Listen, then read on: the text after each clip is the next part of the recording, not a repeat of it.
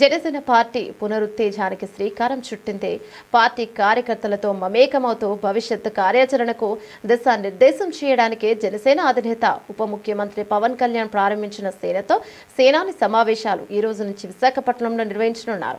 ఈ కార్యక్రమాలు 3 రోజుల పాటు కొనసాగనున్నాయి. 2 తెలుగు రాష్ట్రాల నుంచి నాయకులు కార్యకర్తలు భారీగా హాజరు కానున్నట్లు సమాచారం. పవన్ కళ్యాణ్ విశాఖలోనే మకాం వేసి పార్టీ నాయకులు కార్యకర్తలతో విస్తృతంగా సమావేశాలు నిర్వహించి తాజా రాజకీయ పరిణామాలు, కూటమి ప్రభుత్వం అమలు చేస్తున్న సంక్షేమ అభివృద్ధి కార్యక్రమాలపై చర్చిస్తారు. సమావేశాల్లో భాగంగా ఈ నెల 29వ తేదీ శుక్రవారం ఒక్కో అసెంబ్లీ నియోజకవర్గంలో పార్టీ ఆవిర్భావం నుంచి పనిచేసిన 10 మందిని ఎంపిక చేసి వారితో వివిధ అంశాలపై అధినేత పవన్ కళ్యాణ్ ముచ్చటిస్తారు. అదే రోజు రాత్రి ఉత్తరాంధ్ర ప్రాముఖ్యతను తెలియజేసేలా సాంస్కృతిక కార్యక్రమాలు నిర్వహించనున్నారు.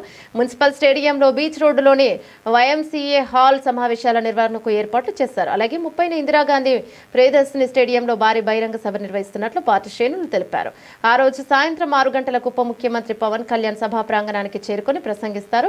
జనసేన అధినేత ఉప ముఖ్యమంత్రి పవన్ కళ్యాణ్ చేపట్టిన ఈ సేనతో సేనాని సమావేశాలు పార్టీ శ్రేణుల్లో నూతన ఉత్సాహాన్ని నింపుతున్నాయి. పార్టీలో సభలో పార్టీ భవిష్యత్ లక్ష్యాల, కూటమి పాలనపైన సమీక్ష కార్యాచరణపైన పవన్ స్పష్టత ఇవ్వనున్నట్లు సమాచారం. జనసేన కార్యకర్తలతో నేరుగా మాట్లాడే ప్రయత్నం చేయడం, వారికి ప్రోత్సాహం ఇవ్వడం ద్వారా పార్టీకి పునర్జీవనం లభిస్తోందని నాయకులు అభిప్రాయపడుతున్నారు. భవిష్యత్ రాజకీయాల కోసం వ్యూహాత్మక సమావేశాలుగా ఇవి ఉపయోగపడనున్నాయని వారు పేర్కొన్నారు.